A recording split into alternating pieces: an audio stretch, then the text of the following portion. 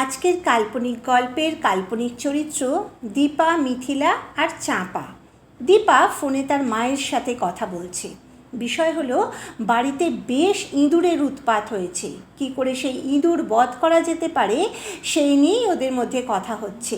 মা মেয়ের যেহেতু বন্ধুত্বপূর্ণ সম্পর্ক, তাই হাসি ঠাট্টাও হচ্ছে। ইঁদুর মারার বিস্কিট পাওয়া যায়, সেটা দেওয়ার কথাও বলা হচ্ছে।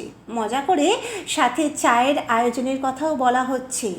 এখন চাঁপা মানে শ্বশুরবাড়ির ঘরের কাজে সাহায্য করার মেয়েটি বন্ধ দরজার বাইরে থেকে ভাষা ভাষা এই কথোপকথন শুনে কি বুঝেছে জানা নেই। তবে মিথিলাকে মানে দীপার শাশুড়ি মাকে গিয়ে বলে, তোমায় কিন্তু বিকেলের চায়ের সাথে বিষ দেওয়া বিস্কিট দেয়া হবে, সাবধানে খাবে। এ কথা শুনে মিথিলার তো ওখানেই হার্ট অ্যাটাক হওয়ার উপক্রম।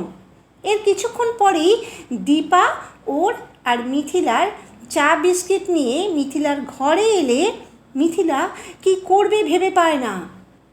খুব ঘামতে থাকে আর ওর হাত পাও ঠান্ডা হয়ে যায়। ও সমানে বলতে থাকে, না না, আজকে আমি চা খাবো না আর বিস্কিটও খাবো না।